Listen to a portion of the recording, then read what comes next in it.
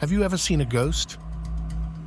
This is the question I always ask my friends during our late-night conversations. Then I share something chilling I once read on the internet. Not everyone we encounter, or people we pass on the road, are still alive.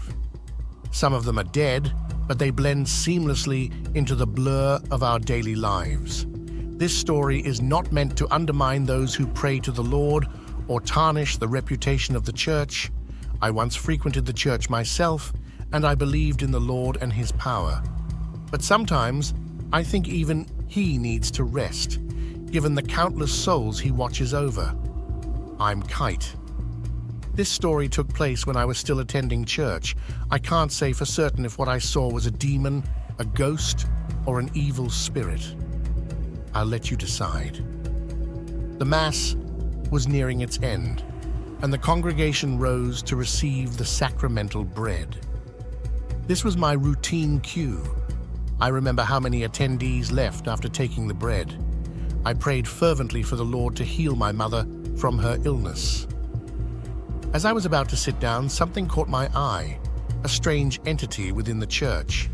She resembled a saint, but was clad in an unusually long black dress, adorned with black diamonds. She wore a black crown, and her cane was also black. Her dark, curly hair was a striking contrast to her white, sightless eyes. As she moved, she was enveloped by an aura of black energy like shadowy tentacles. When she spoke or whispered, thin wisps of smoke emanated from her mouth. Her most unsettling feature was her eyes, devoid of pupils, just blank white orbs. Throughout the Mass, I couldn't take my eyes off her as she moved from place to place.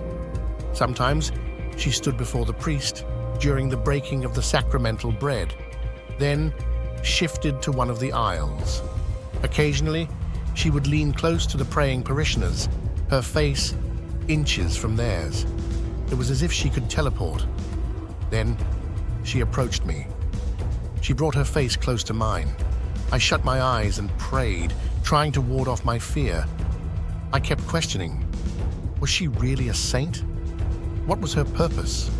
Did she heal the sick or bring misfortune to the faithful?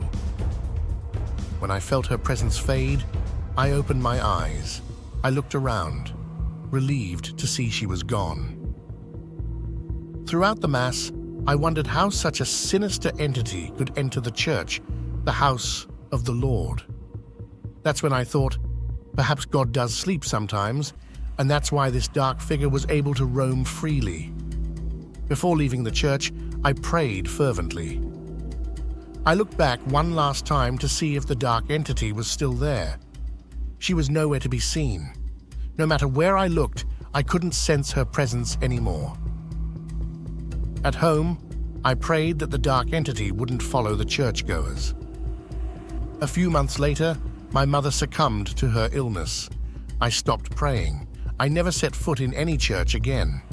Years passed, and I tried to move on from that haunting experience.